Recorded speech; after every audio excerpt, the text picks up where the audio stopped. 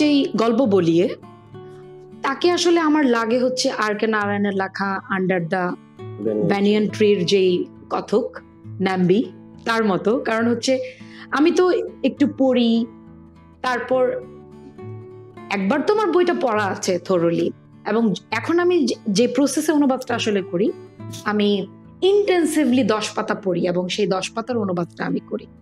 তো তখন আমার মনে হয় কি যে আমি যখন পড়ে একটু ব্রেক নিচ্ছি কিংবা অনুবাদে যাব, তখন মনে হয় আমি ন্যাম্বির জন্য অপেক্ষা করছি, আর একটু গল্প বলবে, আমি আর একটু অনুবাদ করব। এই গল্প বলি শুভ্রর যে ব্যাপারটা, সেটা হচ্ছে যে আপনি যখন উপন্যাসের গল্প বলি শুভ্রর কাছে যাবেন, তখন দেখবেন এই উপন্যাসের ভাষা বদলে যাচ্ছে। এবং উপন্যাসের মানে আপনার অনেক বেশি আপনি আগ্রহান্বিত হয়ে উঠছেন ও কি বলে। তার ক্যারেক্টারটা কি রাইটার তৈরি করেছেন এইভাবে যেন সে প্রধান নায়ক চরিত্র না, তার পেটে একটা বড় টিউমার ছিল, পেট ফোলা হয়েছিল, সে একটু মানে খুব টল না, সুদর্শন মানুষ না, কিন্তু সেই হচ্ছে মেইন আকর্ষণ কিন্তু। এবং খুব শক্তিশালী ক্যারেক্টার আমি তাকেই করতে চেয়েছি, জানি না কতটুকু হয়েছে, কিন্তু শুভ্রকে আমি তৈরি করেছি হচ্ছে প্রাচীন সময় এবং বর্তমান সময়ের একজন ব্রিজ হিউম্যান বিং হিসেবে। আমাদের তো এখন যেটা হয়েছে সমাজে কি হয়েছে, এখন আমরা 2015 সালে সায়েন্স বলছে, বিজ্ঞান বলছে যে 2015 সালে মানুষের মেমোরি কন্টেন্ট পাওয়ার ছিল হচ্ছে 12 সেকেন্ড, সেটা এখন কমে মানে 3 বছরের মধ্যে কমে আসছে 8 সেকেন্ডে। মানে জেলিফিশের থেকেও তাদের স্মৃতি কমে গেছে, আরো মানে স্মৃতিকে ধরে রাখার প্রবণতা হারিয়ে ফেলেছে মানুষ। তো আমরা যে সত্যিকার অর্থে স্বাধীন হয়েছি, আসলে আমাদের সমস্ত স্বাধীনতাকে পরাধীন করে দিয়ে, অর্থাৎ আমাদের কি বলে ডোপামিন হচ্ছে ইন্ডাস্ট্রি, এখন ডোপামিন ইকোনমি তৈরি হয়েছে পৃথিবীতে।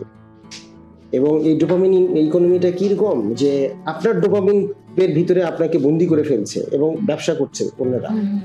ফলে আপনি যে আপনার যে ডোপামিনটা আছে, এই ডোপামিনের কাছে বারবার ওই যে মানুষ নাকি দিনে 96 টাইমস তার মানে ইয়েতে ফিরে যায়, স্মার্টফোনের কাছে ফিরে যায়। আচ্ছা, তো 96 টাইমে ফিরে যায় মানে হচ্ছে প্রতি 10 মিনিট পর পর সে একবার করে মোবাইলের কাছে ফিরে, নোটিফিকেশন দেখে, এটা দেখে সেটা দেখে, সে নিজেকে গ্রাটিফিকেশন করে। হ্যাঁ, সে নিজেকে নিজেই মনে করে যে আমি গুরুত্বপূর্ণ ব্যক্তি, এই ফিলিংসটা দেয়। ফলে তার মানে গবেষণা বলছে যে, আমি কেন এই কথা বলছি তার কারণ আছে। গবেষণা বলছে যে একটা ইঁদুরের উপরে ইঁদুরকে কোকেন খাওয়ানো হয়েছে। কোকেন খাওয়াইতে দেখা গেছে যে ইঁদুরটার ভাত নর্মাল খাবার, এক্সপেরিমেন্টেশন, নর্মাল খাবার কিছু খায় না। ফলে তার ব্রেনের ওয়ারিংটা কেমন হয়েছে এটা বিজ্ঞানীরা খেয়াল করেছেন। এবং এই কোকেন খাওয়া একটা ইঁদুরের মতো যে ব্রেনের ওয়ারিংটা তৈরি হয়েছে, এখন হিউম্যান ব্রেনটা ঠিক ওইভাবে ওয়ারিং হয়েছে। আপনি যদি একটু পরপর খাবার না দেন, হ্যাঁ, সে এত অ্যাডিক্টেড হয়ে যাচ্ছে, একটু পরপর খাবার না দেন, তাহলে সে মানে সে তার জগতে বন্দী হয়ে গেছে। স্বাধীনতা, সে নিজের স্বাধীনতা নিজের কাছ থেকে বিসর্জন দিয়েছে। সে তো আমরা মানে ইন্ডিভিজুয়ালি নিজের দিকে তাকালে শুভ্রর কি হচ্ছে, হ্যাঁ, শুভ্র কিন্তু কালের কথক। হ্যাঁ, এবং শুভ্রের মতো ক্যারেক্টারের কারণেই যে আমাদের সময়গুলো জীবন্ত হয়ে ফুটে ওঠে। হ্যাঁ, সে কিন্তু কোনো কিছু ভুলে না, সে সময়কে একদম পুঙ্খানুপুঙ্খ রূপে বর্ণনা করছে, জাতিস্বর। হ্যাঁ, জাতিস্বরের মতো। তো এইরকম ক্যারেক্টার তৈরি হতে হলে আমাদের ছোটবেলায় বা আমাদের জেনারেশনের আগের জেনারেশন কি করেছে, হারভেস্টিং করেছে, একটা ফল পেতে 3 মাস কষ্ট করেছে। আর আমরা এখন বলি যে খাবার নিয়ে আসো, অর্ডার দিই, খাবার চলে আসে। ফলে আমাদের যে আপনি প্রথমে যে বললেন যে ত্রিভুবনকে ঢুকতে সমস্যা, কেন সমস্যা? কারণ এই মগ্নতা দাবি করে। এ মিনিমাম 12 সেকেন্ডের বেশি একটা সেন্টেন্সে আপনাকে না সরে গেলেই ও আর আপনার সাথে কথা বলবে না। শুভ্র কিন্তু আর কথা বলবে না আপনার সাথে, তখন শুভ্র তখন আপনার কাছে আননোন একটা ক্যারেক্টার হয়ে যাবে। ডিয়ার ভাই, আমাদের সমাজে ত্রিভুবনের মতো উপন্যাস এখন মানুষের মগ্ন থেকে ফিরিয়ে আনার জন্য আমার মনে হয় যে, আমি রাইটার হিসেবে মনে করি এটা একটা চ্যালেঞ্জ আর কি। সে ব্যাপারে আমি আমার নিজের অভিজ্ঞতাটা বলি। সেটা হচ্ছে, আমি আপনাকে প্রথম দিনই মনে হয় বলেছিলাম, যখন প্রথম দিন বলতে প্রথম ইনস্টলমেন্ট, আমি তো 50 পাতা করে আপনাকে দেখাচ্ছি যে হাউ ইজ ইট, আমরা রিভিউ করছি যেটা। তো প্রথম রিভিউ সেশন একটা কথা বলেছিলাম, রাফি ভাই, you gave my old self back. Something like this, যে আমি দুরন্ত আসলে সাজি না, আমি আসলেই দুরন্ত। আমার একটু ছোটাছুটি করতে পছন্দ, এবং হচ্ছে আমি একটু আসলে আমি অলস না, আমি ভেরি হার্ড ওয়ার্কিং। আমাকে ধান বানতে দেন, আমি মানে ধান বেঁধে ফেলবো। কিন্তু যেটা হয় যে আমি হচ্ছে ঘরে থাকতে পারি না, কিংবা একটা কিছুতে নিমগ্ন থাকতে পারি না।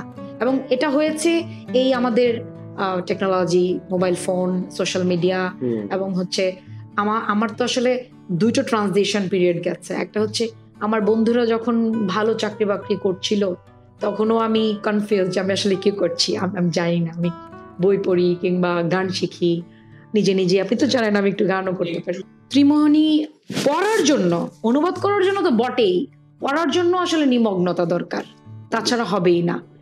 আপনার বাংলা বইয়ে যেমন সুন্দর লেখা আছে যে নিমগ্নতা ছাড়া ভালোবাসা হয় না, নিমগ্নতা ছাড়া ভালোবাসা হয় না। তো এই নিমগ্নতাটাও তো আসলে এক ধরনের ওয়ার্শিপ। মানে আমি এই যে আমি নিজের মতো করে সময় কাটাচ্ছি। আপনার যে ফার্স্ট প্যারাগ্রাফে একটা কথা আছে যে গ্রামের যে একটা শান্ত ব্যাপার ছিল, সেটাকে ভেঙে দেয় হচ্ছে বেদে-বেদিনীদের আবির্ভাব। তো সেটা তো solitude, so they were not lonely. আমরা এই যে এই সলিটিউডটা থেকেই কিন্তু সাহিত্যের চর্চাটা, মানে আমার ব্যক্তিগতভাবে আমি আসলে ওই একটা সলিটিউড আমার লাগে এবং ওই মুডটাতে যেতে হয়। সো এই জন্য আমি শুরু থেকেই বলছিলাম যে I am so grateful to him, যে আমাকে শান্ত করতে পেরেছে একটা এমন একটা বিষয়। আর আমি একটা কথা একটু সাহস করে বলেই ফেলবো যে ত্রিমোহিনী পড়ার জন্য আসলে একটু উচ্চ মার্গের পাঠক হতে হয়, মাফ করবে।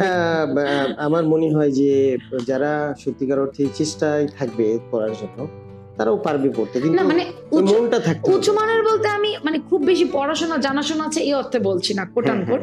মানে এটা হচ্ছে আমি বলতে চাইছি যে নিমগ্ন হওয়ার আগ্রহটা আর কি, যে সে সাহিত্যকে ভালোবেসে তার একটু পর পর ছেড়ে দিবে, তার সাথে রেসপন্স। এবং আমি যেটা আপনার সাথে আগেও কথা হয়েছে দু একবার, আমি যখন প্রথম বর্ষে পড়ি তখন আমাদের একটা বাংলা কোর্স ছিল, চাঁদের অমাবস্যা পড়িয়েছিলেন বিশ্বজিৎ ঘোষ স্যার। তো তখন আমরা জানতে পারি ইয়ে সম্পর্কে, স্ট্রিম অফ কনসিয়াসনেস, এবং ত্রিমোহিনীর একটা বিশেষ বৈশিষ্ট্য হচ্ছে স্ট্রিম অফ কনসিয়াসনেস। আর আপনি তো এখন আসলে আমার লেখক, আমি দাবি করতে পারি আমার লেখক বলেই কিনা আমি মানে কিছু কথা খুবই বায়াসড শোনাবে, কিন্তু আমি এই যে আমার দ্য ভেজিটেরিয়ান গত বছর যেটা নোবেল পেল, আমি এটা তো আগেও পড়েছি, কিন্তু ত্রিমোহিনী অনুবাদ করার সময় আমার এক ধরনের দেজাভু হচ্ছিল যে আমি কোথায় যেন ভাষাটা দেখেছি। মানে নিজে করার পরে তখন মনে হলো যে আচ্ছা, it's not because of my translation, it's because of your words, your word diction, the way you wrote it. Right. আমি সবার জন্য এটা বলবো, আমাদের পাঠকদের জন্য, যে বাংলা ভাষার যে কত ধরনের মাধুর্য এবং পরত হয়, এবং পরতে মানে হয় না যে আমরা পোলাওটা রান্না করার সময় আগে একটু ঘি দেই, হয়ে যাওয়ার পর উপরেরটা ঘি দেই, মানে রাফি ভাইয়ের ভাষা হচ্ছে আসলে এরকম, পরতে হচ্ছে আমি যে ব্যক্তিগতভাবে কত ধরনের অ্যাডজেক্টিভ শিখছি। এবং আসিফকে আমি বলি যে মাঝে মধ্যে ওর কাছে আমি দৌড়ে যাই এবং বলি যে এইভাবে তুমি কতক্ষণ বলতে পারবা বলতো, তখনও বলে নো ইটস ইম্পসিবল। সো আমাকে ইম্পসিবল কথাটা মনে পড়তে একটা কথা আমাকে প্রায়শই অনেকেই বলে যে why don't you write yourself?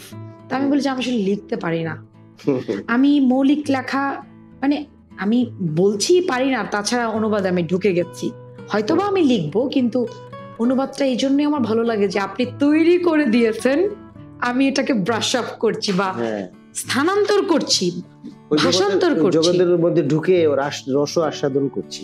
জি, এবং যেটা আমার জন্য সহজতর আমি বলবো, কারণ ইংরেজি সাহিত্য আমার কাছে কিন্তু উল্টা, আমার কাছে কোনো কিছু সৃষ্টি করার থেকে মানে অনুবাদ করা তার থেকে কঠিন। জি রাফি ভাই, আমি তো জানি আমার মুখ থেকে কথাগুলো খুব একটা ভালো শোনাবে না, কারণ হচ্ছে You are the creator of Shubhro and you are the creator of Naufel Akand, the protagonist.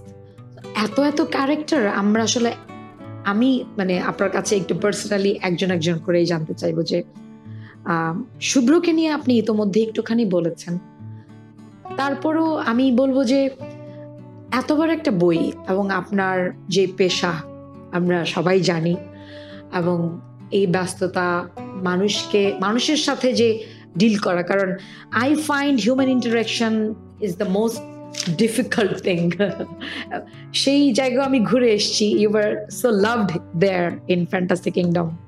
আমার এটাও ভালো লেগেছে যে একজন মানুষকে এত মানুষ ভালোবাসেন, মানে আমি ভুল মানুষের কাজ করছি না।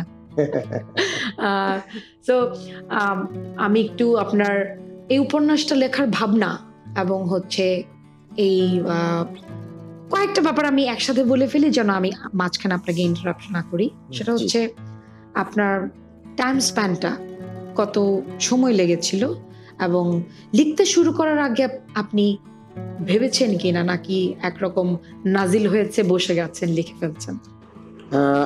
ভাবনা, আমার এই উপন্যাসটা লিখতে সময় লেগেছে, অনেক বছর লেগেছে। তার কারণ হচ্ছে মাঝখানে উপন্যাসটা হয়তো 1-1.5 বছর পরেই ছিল। আর এটা লেখা শুরু হয়েছিল, আমি এশিয়া উইক নামে একটা পত্রিকায় দেখছি একটা ফিচার প্রতিবেদন করেছে তারা আর কি। তো প্রতিবেদনটার বিষয় ছিল তারা পান্ডুয়া নামে একটা জায়গাকে বলছে এটা 15 সভ্যতা বলছে, এবং সেটার আমি যখন পড়লাম দেখছি যে এটা ইন্ডিয়ার ভিতরে কোনো একটা জায়গাকে তারা পান্ডুয়ার যে 15 সভ্যতার এটা মিক্সড আপ করে ফেলেছে। হ্যাঁ, তো আমি দেখছি, আমি তো ওই ভূমির সন্তান। তো আমি তখন আমার ত্রিমোহিনী, আমার প্রথম উপন্যাস ধূসর স্বপ্নের শাসনদার শেষ হয়েছে, এবং আমি দেশে ফিরেছি আফ্রিকা থেকে। I was very young. তো আমার মনে হলো যে এই 15 সভ্যতা যদি এরকম ভাবে শিফটেড হয়ে যায়, আর এক জায়গার সভ্যতা বলে বিবেচিত হয়, পরিচিত হতে থাকে, তাহলে আমাদের সভ্যতা হারিয়ে যাবে। এবং আমি জানতাম, সবসময় বিলিভ করি যে একটা ভাষাকে আপনি কখনোই ডিলিট করতে পারবেন না যদি সেই ভাষায় শক্তিশালী একটা উপন্যাস থাকে। সো মনে হলো যে আমার এই সভ্যতাকে বাঁচিয়ে রাখার জন্য আমার মনে হয় এমন কোনো একটা উপন্যাস লেখা দরকার যেখানে এই 15 সভ্যতার ছায়া থাকবে, সময়ের ছায়া থাকবে। এবং ওই জন্য ওখানে একজন খুব জ্ঞানী উনি এই বইটা নিয়ে আলোচনা করতে গিয়ে বলেছিলেন যে বইটা পড়তে যেন তার মনে হয়েছে বজলুল করিম বাহার, অনেক বয়স এবং আমাদের কি বলে সাহিত্য জগতের মানে বগুড়া অঞ্চলে আর কি খুব প্রথিতযশা পুরুষ। তিনি বলছিলেন যে আমার পড়তে গিয়ে এটা মনে হচ্ছিল যে আমি যেন 100 Years of Solitude এর উল্টা রিভার্স ভাষণ পড়ছি। কিরকম? 100 Years of Solitude যেটা ছিল, শতভঙ্গের নিঃসঙ্গতা যেটা ছিল, সেটা হচ্ছে মাকন্দ নামের সত্যি একটা গ্রাম ছিল। সেই গ্রামে নিয়ে মার্কেস হচ্ছে অবাস্তব জগৎকে সেই গ্রামে নিয়ে আসছেন বাস্তব একটা গ্রামে। আর আফি করেছে কি অবাস্তব একটা গ্রামে বাস্তব জগতের ছায়া ফেলেছে, ম্যাজিক রিয়েলিজমের উল্টোটা করেছে সে।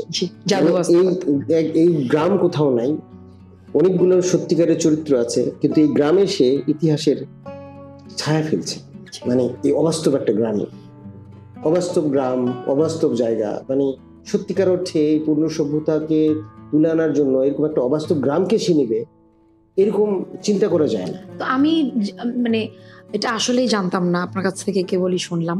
আমার এই মুহূর্তে যেটা অনুভব হচ্ছে যে so you felt the urge inside to write something which will be a part of history. Right. না, part of history means আমি তো হিস্ট্রি লিখছি না, কিন্তু সত্যি কথা বলতে কি হিস্ট্রিয়ানদের কথা মানুষ বিশ্বাস করে না। হিস্ট্রিকে উপন্যাস সবসময় ডিলিট করে। মানে আমি যদি বলি, আমি একটা উপন্যাসের মোড়কে হিস্ট্রিকে প্রেজেন্ট করা। হ্যাঁ, কিছুটা হিস্ট্রিকে না একসাথে। এই আপনি যদি খেয়াল করেন তাহলে দেখবেন যে আমাদের এই ভূমিটা কোত্থেকে মাইগ্রেশন হয়েছে। আমাদের সত্যিকার অর্থে আমি চেয়েছিলাম আমরা যে বাঙালি, আমাদের মানে এই বাঙালির জাতিসত্তার শিকড়টা থেকে শুরু করে স্বাধীনতা যুদ্ধ পর্যন্ত একটা সময়কে ধরে ধারণ করা। তবে আমি বুঝতে পারছিলাম না কাজটা শুরু করার সময় যে আমি 15 সভ্যতা, আবার হচ্ছে আমাদের বর্তমান সময়, আবার হচ্ছে আমাদের প্রাচীন সময়, আমি কিভাবে এত জিনিসকে একটা গল্পের মধ্যে নিয়ে আসবো, এটা আমি আসলেই জানতাম না। কিন্তু কাজ শুরু করেছি ফ্রম কোন একটা অদৃশ্য জায়গা থেকে আমার ভিতরে কোন একটা শক্তি ভর করেছে। হ্যাঁ, ওটা আমি যেটা বললাম যে নাজিল হয়েছে, কোনো ওহি নাজিল হওয়ার মতো হয়ে গেছে। আমি নওফেল আকন্দ, আপনি কি কাউকে কল্পনা করে ওনাকে ভেবেছেন? নওফেল নামে আমার ছোটবেলায় একজন আমার মামা খালা এদেরকে একজন টিচার পড়াতেন। সত্যি কথা, উনি বেঁচে জীবিত মানুষকে ওনা দেখেছি, কিন্তু ওই নওফেল আকন আমার ত্রিমোহিনী নওফেল আকন কিন্তু এক না, অবশ্যই। কিন্তু তাকে আমি মাঝে মাঝে, উনি ওই ফেকা শাস্ত্র থেকে গল্প করতেন। হ্যাঁ, আমি চুপ করে, আমি তো ছোট বাচ্চা ছিলাম, খুব ছোট ছিলাম তখন তার গল্পগুলো শুনতাম। আবাবিল পাখি কিভাবে ধ্বংস করে দিয়েছে এটা, তারপরে মানুষের মাইগ্রেশন, মানে আমাদের ধর্মীয় গ্রন্থ থেকে ফেকা শাস্ত্র বলে একটা শাস্ত্র ছিল। আমি তো ধর্মকর্ম তো মানে ওদের লাইনে পড়াশোনা নাই, কিন্তু ওনার গল্প শুনতাম আমি। এই দুইজন লোক হজে যাচ্ছে, যেতে যেতে একজনের হলো হঠাৎ করে মনে হয়েছে যে না, সে স্বপ্ন দেখছে যে বাড়ি ফিরে যেতে। So he was a good storyteller. He was a good storyteller. So ultimately ওই নওফেল আকন তার দাদা হলেও শুভ্র, কিন্তু শুভ্রের মধ্যে তার ছায়া এসেছে। হ্যাঁ, সো আসলে হয় কি, একটা রাইটার তার জীবনের যেসব বড় হয়ে ওঠার সময় যেসব অনুষঙ্গ তিনি জীবনে দেখে আসেন, রাইটারের হয় কি, একদম রাইটারকে খুব সংবেদনশীল হতে হয়।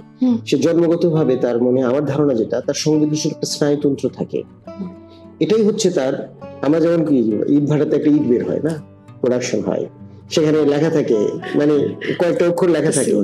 তো একটা লেখকের ভিতর থেকে যে প্রোডাকশনটা বের হয়, সেটা কিন্তু তার এই যে স্নায়ুতন্ত্র যেটা, সেটা ইন্দ্রজালিক হোক বা ইয়ের মাধ্যমে তৈরি হোক, সেইখানে প্রচুর অনুভব থাকতে হয়। এটা যদি হারায় কেউ, তখন সে আরোপিত কাজ করতে থাকে, ভিতর থেকে তার কাজগুলো আসে না। মানে আমি এটা বলি ভাবনা, সেটা হচ্ছে যে আমি কিন্তু সত্যি কথা যুদ্ধে ফেরা মানুষ, আমি কিন্তু তারপরেও লিখতে পারি, কারণ হচ্ছে আমি সেই অনুভবটা হারাইনি। মানুষ যখনই মানে অনুভব হারিয়ে ফেলবে, মানুষকে অনুভব করার অনুভব, এই যে রাস্তার পাশে হাড্ডি সারা এক অনাথ কিশোরীকে, এই সূর্য হিমশীতল, মানে কি বলে, সূর্যকে কবি বলছেন তুমি একটু রোদ দাও কাকে, এই যে রাস্তার পাশে দাঁড়িয়ে থাকা হাড্ডিসার অনাথ কিশোরীকে, রোদটা কবি ফিল করছে না, এই যে উষ্ণতাটা ওর বাচ্চার গায়ে দরকার, এই অনুভবটা যদি না থাকে মানুষের জন্য, প্রকৃতির জন্য, হ্যাঁ, তখন কিন্তু মানে একজন রাইটারই শুধু সত্যিকার অর্থে বোঝেন অ্যাবান্ড্যান্স ইজ অ্যাকচুয়াল অ্যান এমটিনেস। যাদের অ্যাবান্ড্যান্ট কিছু আছে, তারা কিন্তু এমটি, তাদের আসলে কিছু নাই। হ্যাঁ, তাদের আত্মাকে সে বিক্রি করে অ্যাবান্ড্যান্স। এটা খুবই সাবজেক্টিভ আইডিয়া। হ্যাঁ, অনেকে আবার খুশিও, হ্যাপিও তাদের মতো করে। না, ওই হ্যাপিনেসটা কিন্তু সত্যিকারের হ্যাপিনেস না। ওর হয়েছে কি, তার প্রজ্ঞার জায়গাটা শূন্য বলে সে মনে করে যে অ্যাবান্ড্যান্স is the happiness, but this is the ultimate. হ্যাঁ, this is the ultimate. So তারা ওইভাবে ছুটতে থাকে। কিন্তু একজন রাইটার ঠিক অনুভব করতে পারে যে the emptiness মানে শূন্যতা, শূন্যের উপরে বড় কোনো শক্তি নাই। শূন্য হতে হলেই, শূন্য আছি বলেই আমার হচ্ছে আমি পূর্ণ হতে জানি। তো ওই ভাবনাটা থেকেই আমার আসলে ত্রিমোহিনীর ভিতরে অনেক এলিমেন্টস হয়তো অটোমেটিক চলে আসছে। আমি যেটা বলি যে ত্রিমোহিনী আসলে কালের সাক্ষী, অনেক কিছুর দলিল। আমি তো সামরিক বাহিনীর অফিসার, আমি একটা যুদ্ধ করেছি, কিন্তু আমি কিন্তু আমার মানুষের জন্য অনুভবটা হারাইনি। আমি সুখে শান্তিতে বাস করতে পারি, তাই না? আমার এই কষ্ট করে রাত জেগে ত্রিমোহিনী যখন আমি লিখেছি, আপনি বিলিভ করতে পারবেন না।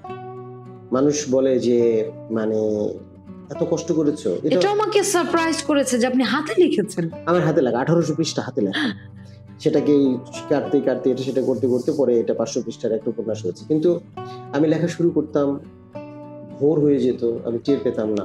অনেক বেশি মগ্ন না হলে পাখি ডাকতো, আমার মনে হতো আচ্ছা আমার তো অফিস যেতে হবে, ওকে লেটস মি স্লিপ, মানে আমি 2 ঘন্টা ঘুমে আমি অফিস যেতাম। আমার কিন্তু সেম ঘটনা হচ্ছে অনুবাদ করতে গিয়ে, মাঝে মাঝে বোর হয়ে যাচ্ছে, তখন মনে হচ্ছে আচ্ছা শুতে যাই।